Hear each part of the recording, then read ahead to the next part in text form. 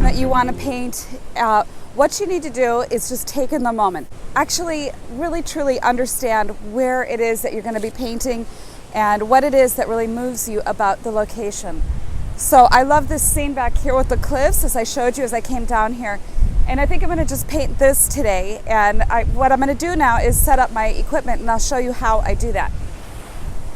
So my first thing is the tripod push on, and it is pretty much ready to go when I get to where I need to go.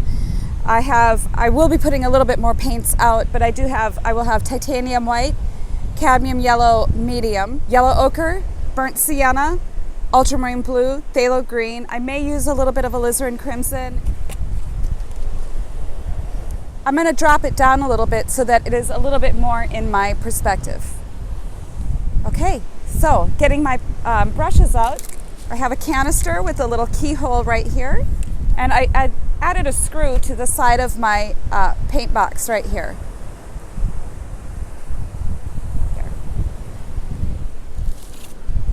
I have my canister of the odorless mineral spirits.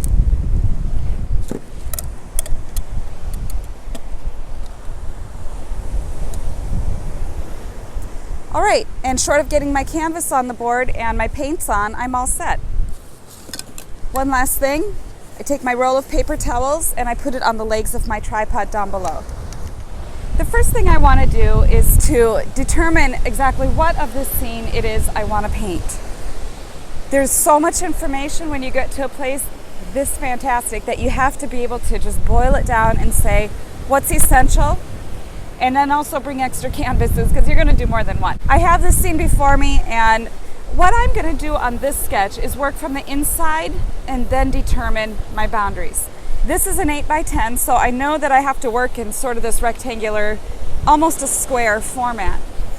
So I'm looking ahead over here at the islands, and I do want this one, and I'm going to represent that one with just a darker mark, sort of rectangular. I've got a gap, and this one over here is a little bit lighter. There's a shadow. The land rises above it, and there's a darker shadow, and then this big rock. And at this point too, I'm thinking, okay, do I need all of this? Should I put all of this in? What is essential to my scene to really make it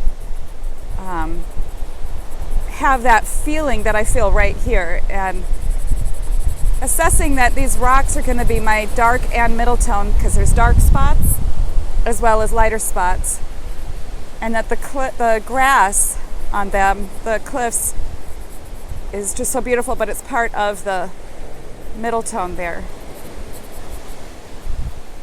Behind this cliff is more dark. So I might use that to help frame in this area. And grass on top. This rises above. And then I've got the clouds here, and then the water.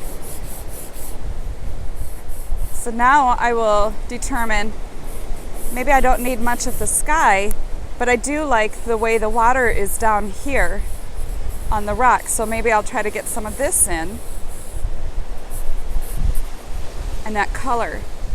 So if I crop it about like that, that gives me a nice sense of where I'm going to go with my rectangle. So now I can take this plan and put it on my canvas. Right over here you can see the scene that I'm going to be working on, and here is my sketch. So taking a little bit of my thinner, I'm not going to bother toning the canvas today because my colors are so brilliant. I don't have anything overcast, so I'm just going to focus on getting it in place. So according to my sketch, I had started out with that island being about there. There's not going to be much of the sky back there, so I'll determine that that horizon will be about in this location. So that rock there. Now, according to my sketch, this whole passage in here will be all that cliff information. This will be the big rock right there, dark value in here.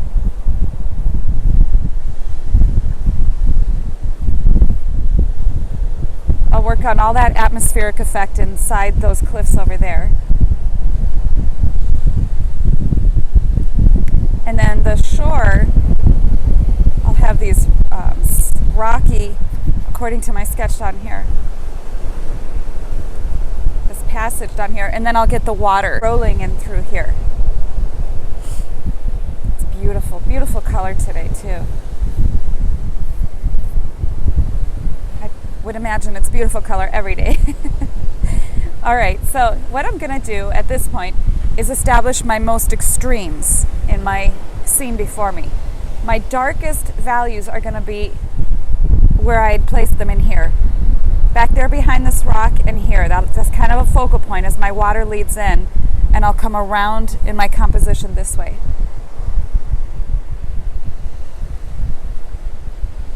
So that's where my darkest areas are going to be. And then right back in here.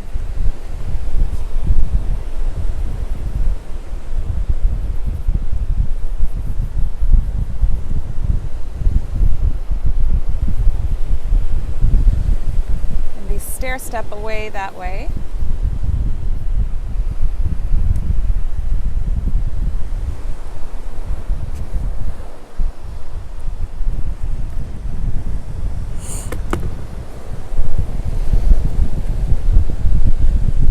And this comes around. And I'm just using the ultramarine blue and burnt sienna for this.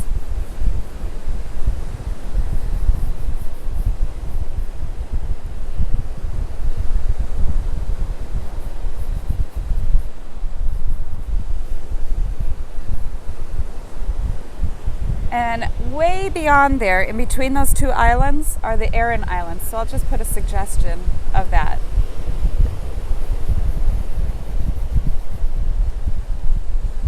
All right, and then the water will be in this area. I don't really need to put a glaze or anything down for that. And then I'll be playing with some of the waves in here.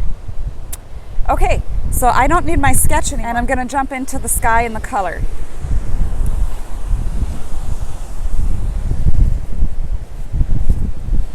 Sky is just beautiful. I wish I had a huge canvas.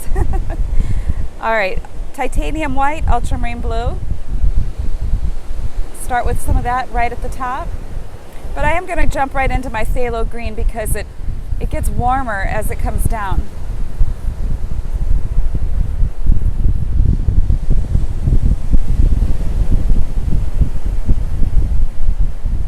Don't want to get too much of that phthalo. It can really get away from you pretty quickly. I have just taped a piece of linen to a masonite board here today. So if you see it looks kind of, it moves, that's what that is.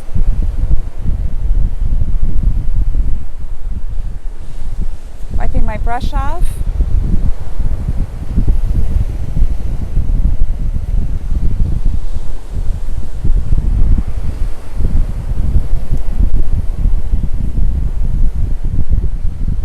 Oh, got way too much of that phthalo.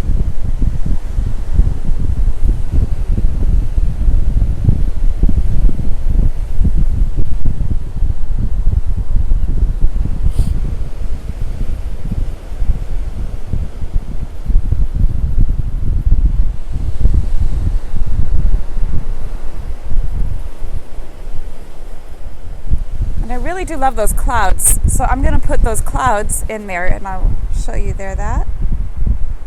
Okay. So those are the clouds I'm going to put in. And I'll leave this just like this for a moment while I work on those clouds. That is ultramarine blue and a little sienna. I'll mix that right into my existing white to get a nice gray. It's going to be too dark, so I'll add more white to that. Maybe even just the slightest touch of alizarin to give it a little bit of violet hints in here. Oh, that's way too dark. That's often what you have to do. Put a mark down. If it's not right, just correct it. Make another pile.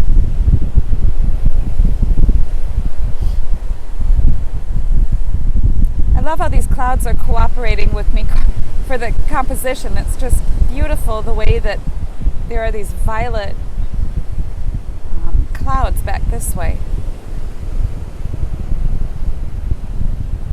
Keep them light. Over there.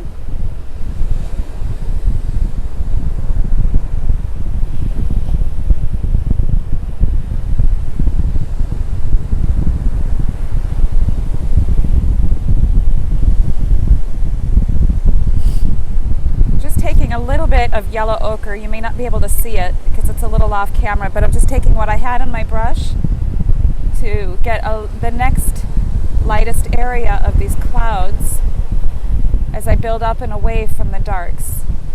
Shadows hold, so the shadows on these clouds are going to give us a little bit more form, and the light will help create and develop some movement in those clouds.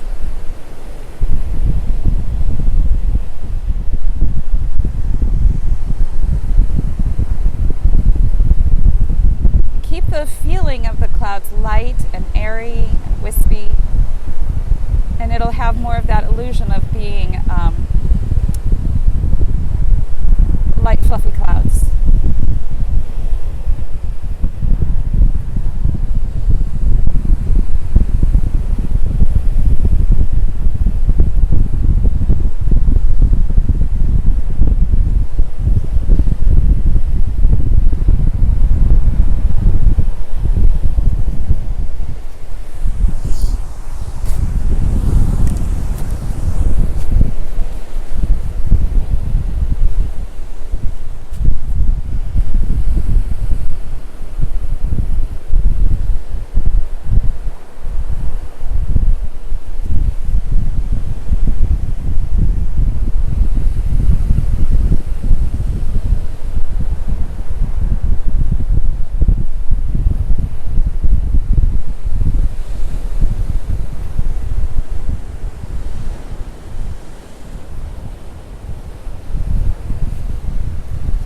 So I think that that's sufficient from the sky, and now I'll just grab that Aran Island over there, taking what I have into the shadow of the cloud mixture, a little bit of yellow ochre, some white, maybe a little bit lighter.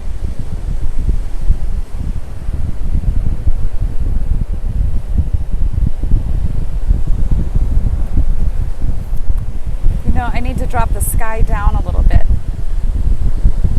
So I can just cover over what I just painted.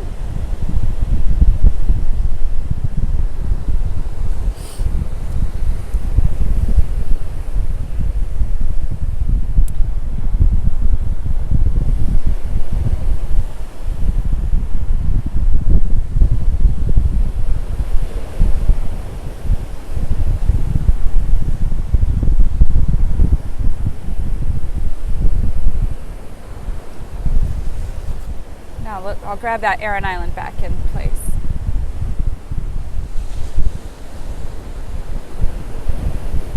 Now remember too, for plein air studies, you're not creating an epic scene, you are capturing a moment. So it doesn't matter if you get everything exact. What's important is that you get the color and the lighting and the composition, so that you could maybe go back to your studio then and make it into something larger.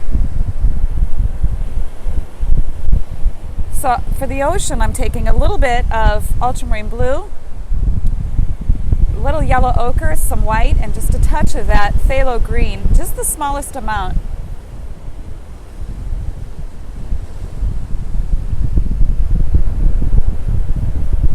A little bit more ultramarine blue, and I'll lower this down a little bit now since we don't need the clouds.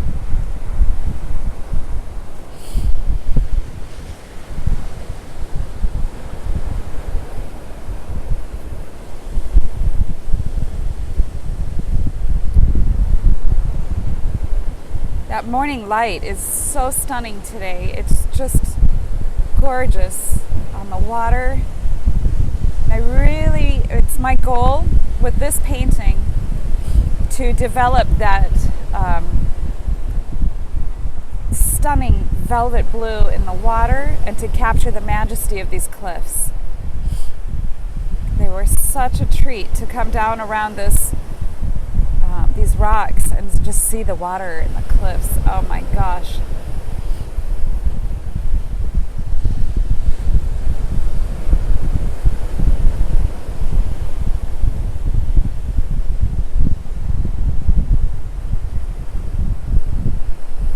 So before I get going too far on the water, I do want to go back up and then get in the cliffs.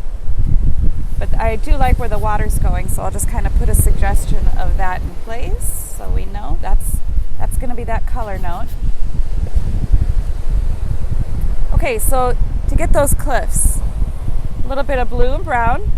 I always start there for my dark, and you can add varying amounts to get different effects of lighting.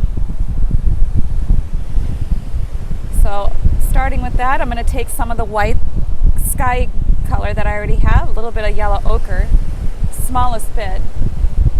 Squinting down at that scene, I see that it is more this gray color. But into that, I'll put the lighter tones of the earth back there. And since I have it, I'll come over here, get a little bit more of that.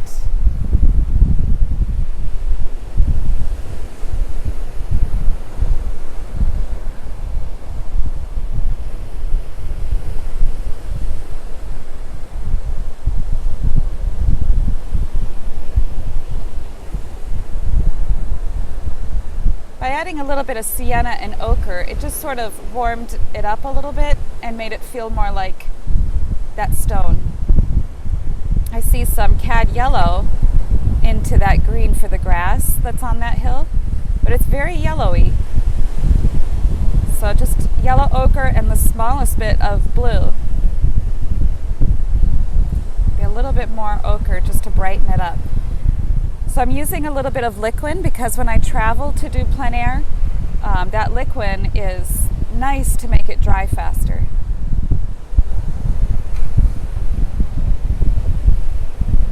That is kind of the same color I see on this side.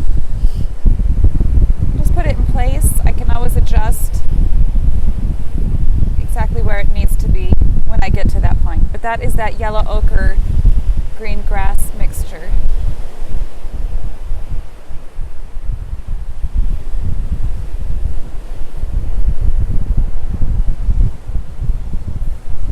Doing a thin layer of it down this rock because I see some of it in there just a little bit. Okay, so now I really do want to get the light hitting that rock back there. Yellow ochre, some white, some sienna. I haven't really done a lot of cleaning on my brush either because I don't want the odorless mineral spirits to get in the bristles. And I really haven't needed to because the colors are just harmonizing beautifully with each other. A little bit of white in there. Giving that some texture. Some of the lighter rock formations in there. Doesn't need much. They're far away. So if you get really fussy with it, it won't have the illusion of distance. So we will keep that a little quieter. Back there. And then as it gets closer, the shadows get darker and the colors get richer.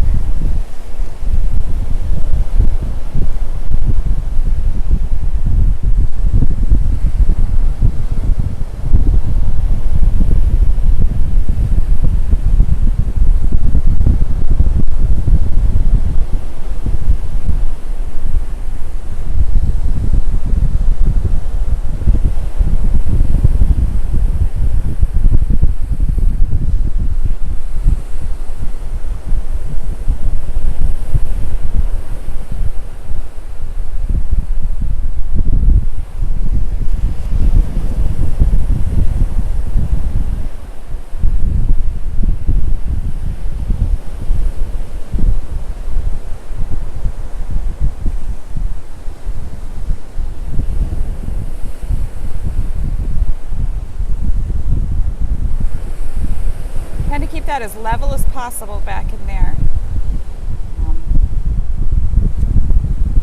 Just like that, and then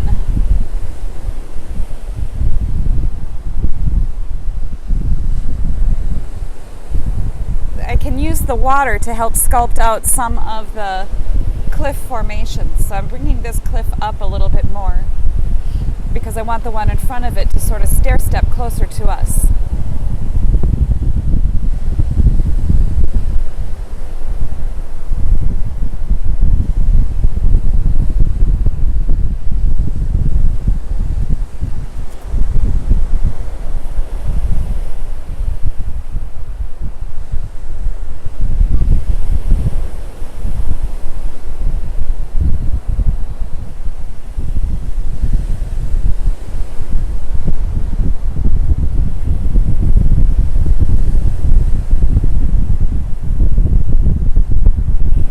White and ultramarine blue,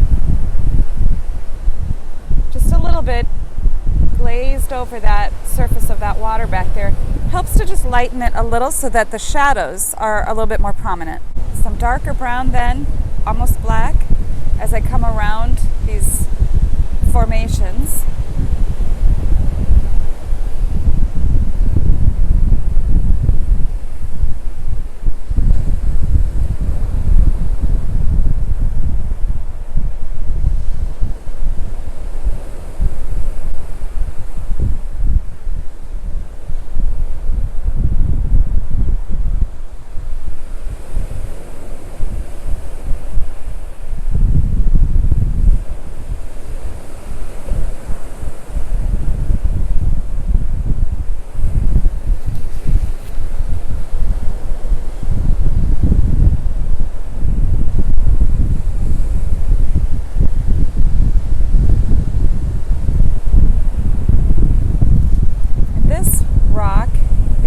Those cliffs will have a sharper edge on it.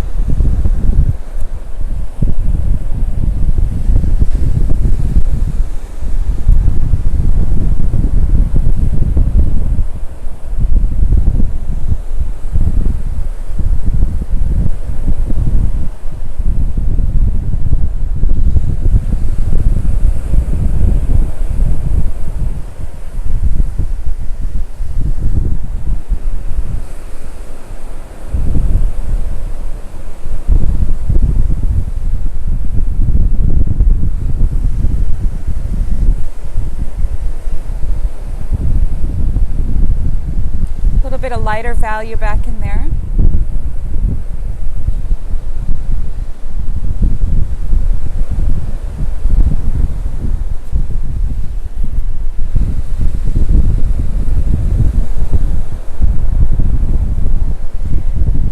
And now remember I said that the darkest value on this is going to be on this rock in front. So I'm mixing up just a nice strong, very dark value for this. A little more blue will give it almost that feeling of blackness in here.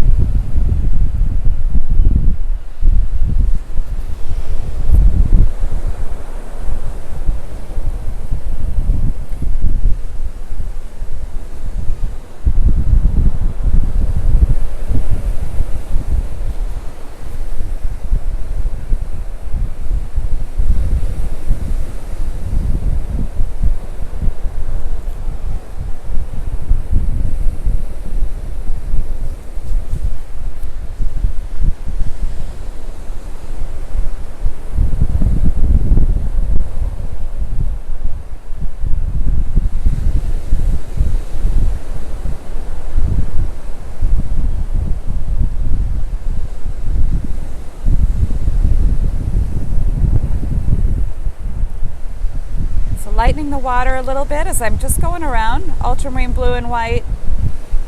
There's just the slightest bit of burnt sienna in that too.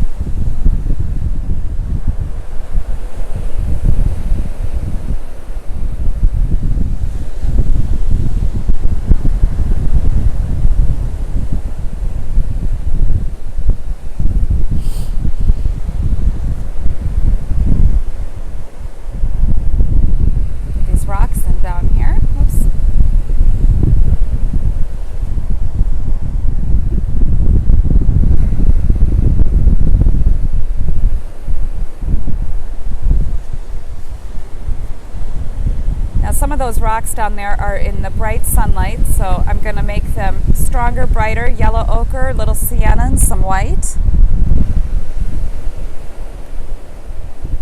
Nice crisp, sharp edge. It's okay if it's too big because I can take the bottom part of the water and kind of shave that in a little bit.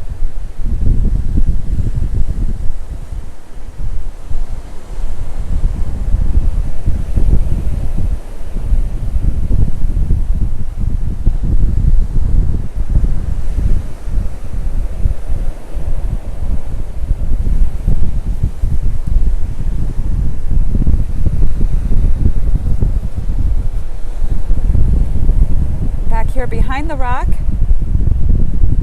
the light is hitting this formation back there, so I do want to capture that, and it does a nice bit of work making this rock here pop forward more. So you can grab those things and make them work for you. Whatever it is you're painting, if you're painting a forest scene or a meadow, look for those areas and places where you can really make something pop and come forward.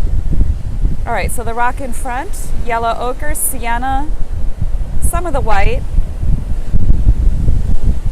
We get a little bit of gray, but not much. I want more of the ochre in here to really make it look like morning sun is hitting it.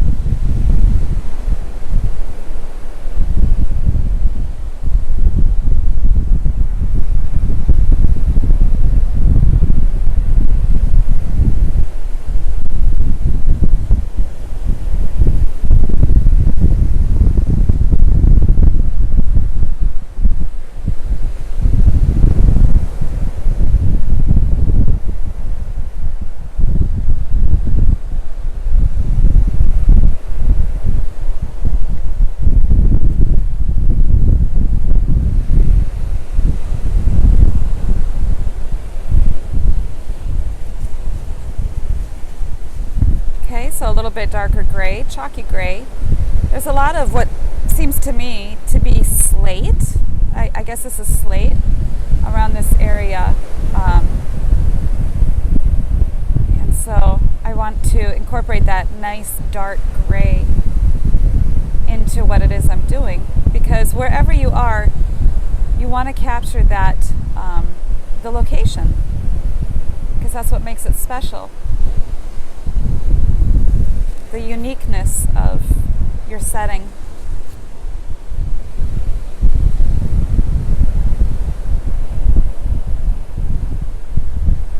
Allow your brushstrokes to show the form of your landscape as well. If your rocks are going horizontally, paint them that way. If the hill has a nice slope, you can use your brushstrokes to show that form as well.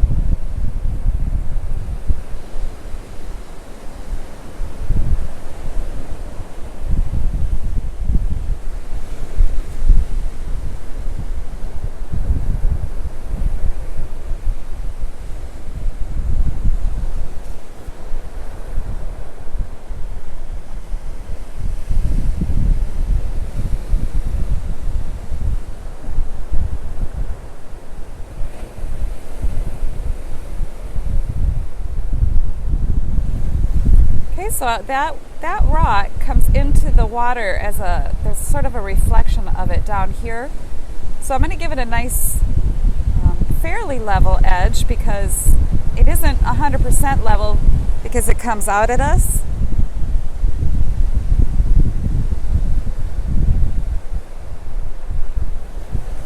But it has this beautiful blending into the water right below it.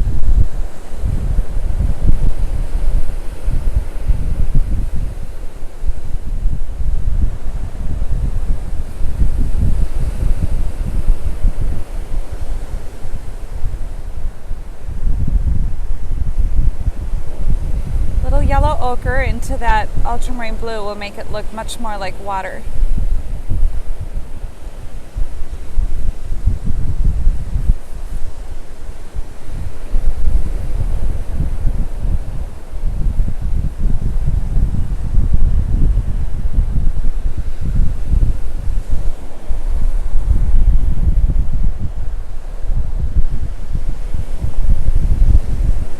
Seeing the light come through and hit this part of the water a little bit more.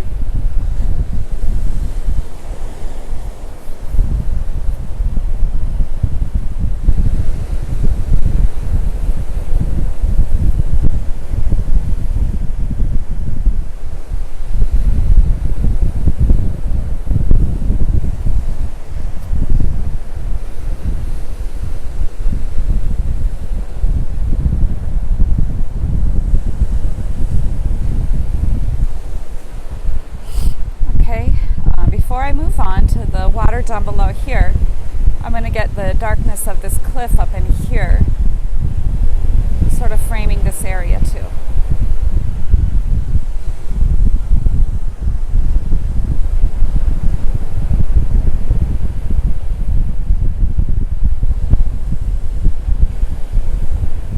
And on my sketch, this was one of the darkest areas back there.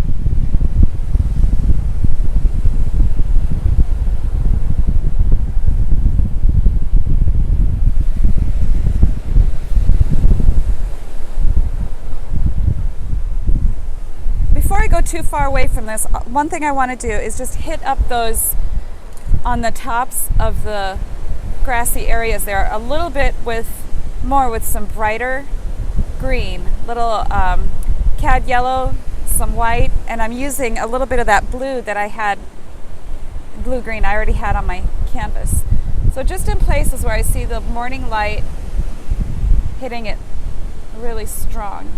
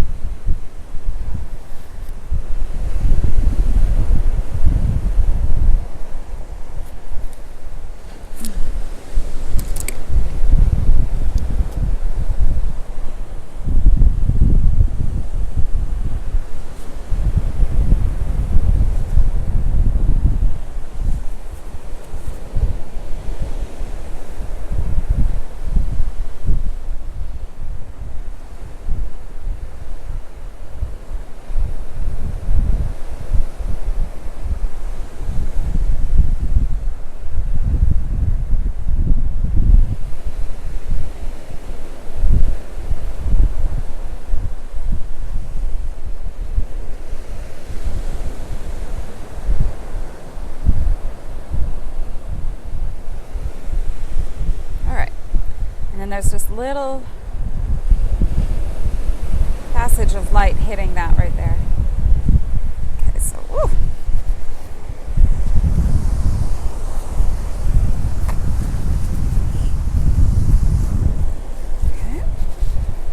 Okay, back to the water now.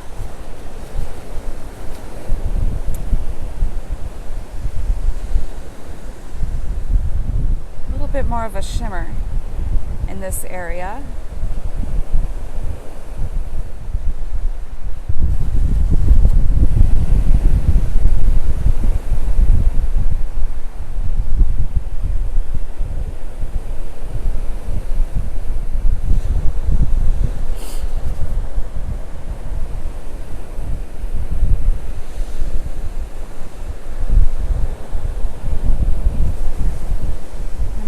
There are some darker trenches in the waves in here.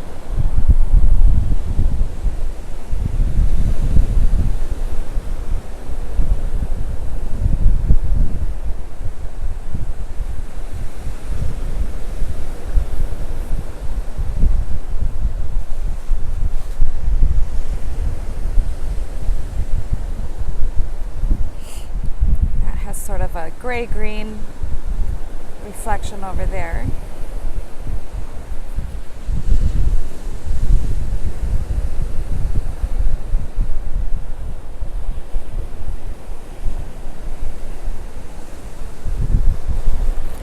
Okay, now this beautiful glowing color down here is set off more striking because there's darker behind it.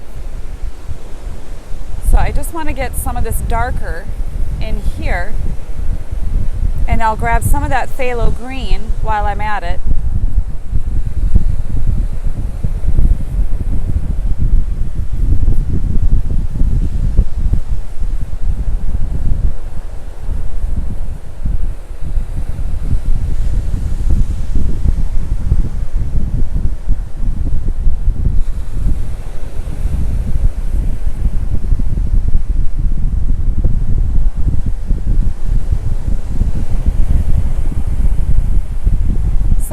Some phthalo green and some blue and a little white to lighten it as this sea foam starts to blend in with the darker water behind it. Just letting that have a gentle introduction. Smaller little X's right down here along the shoreline.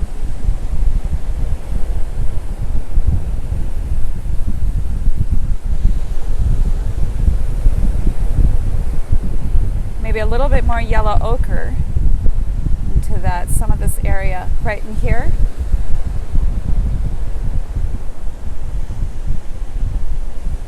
Cad yellow.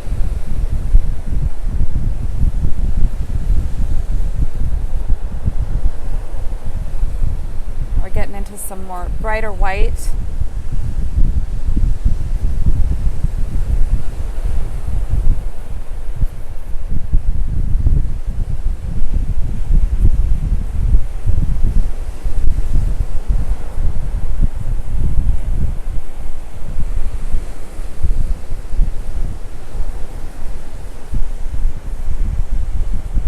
Smaller little X's like this.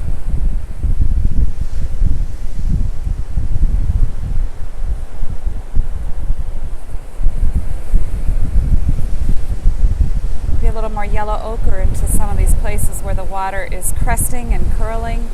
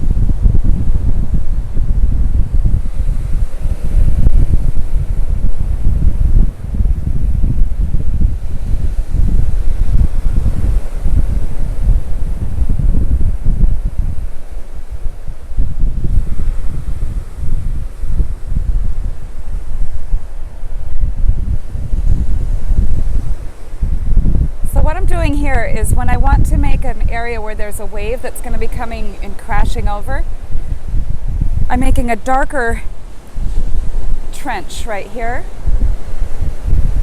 So taking a little bit of white now, I'm going to be building up to that crest.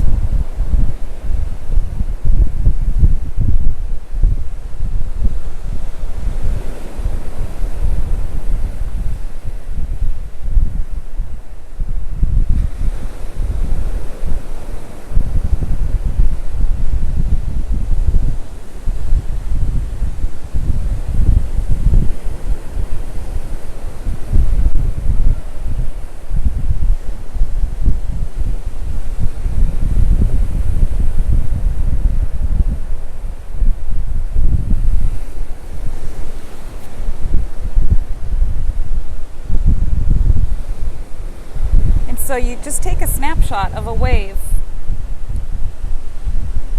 as it comes up and over.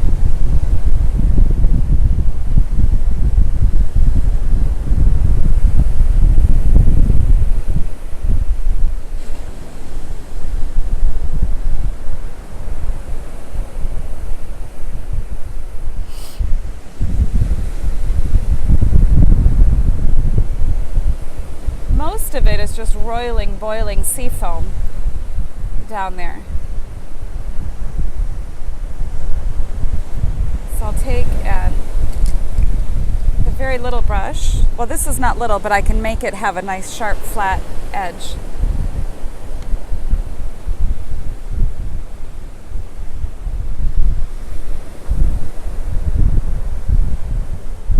So a few sparkles on that crest as it turns over.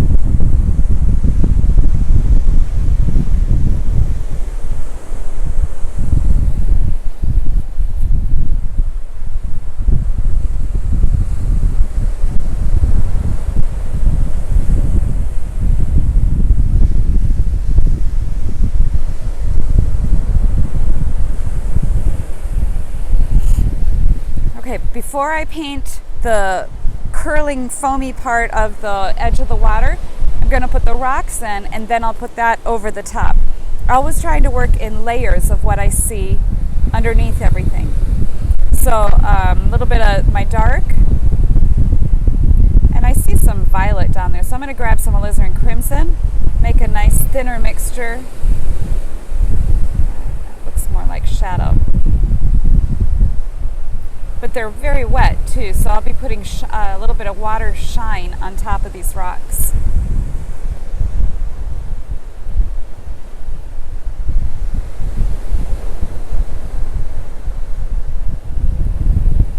That was a little bit of yellow ochre, burnt sienna.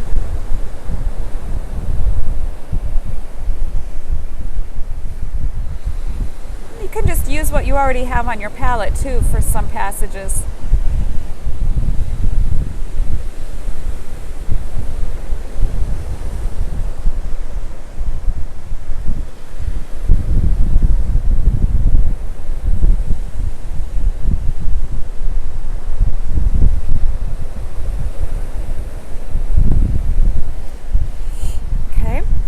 So that kind of defines that border, but I'm going to take, I wiped my brush off, and I'm going to take and do some of these big sort of lacy passages where I just come in like this.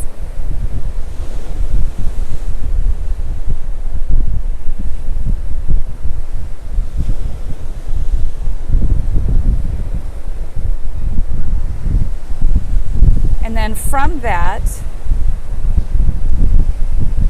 inside here, it's just a little bit less lace. It just kind of works its way back to the shore.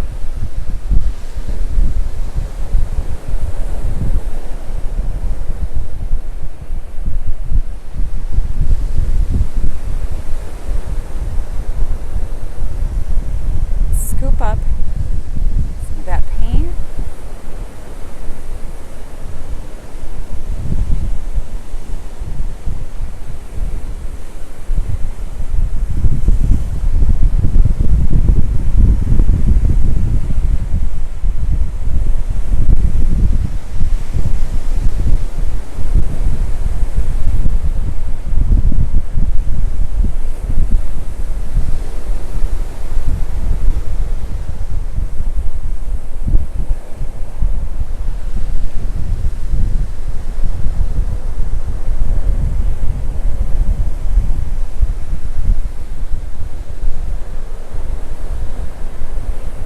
yellow in there. It gives it that, just that slightest touch of sunlight on foam.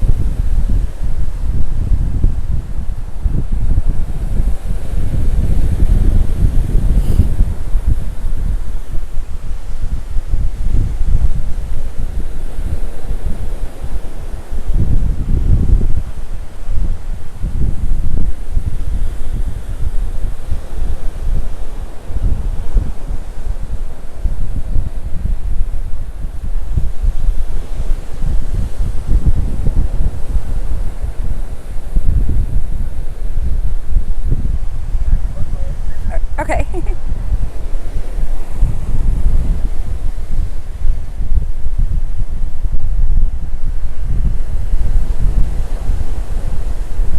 Last step then is I just kind of want to, some of these need to be just a little bit softened, not all of them, but just enough.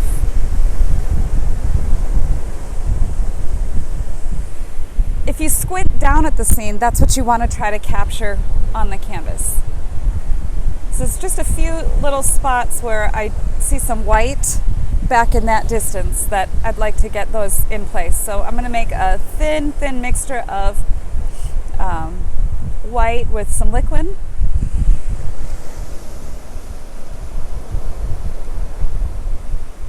That's fine.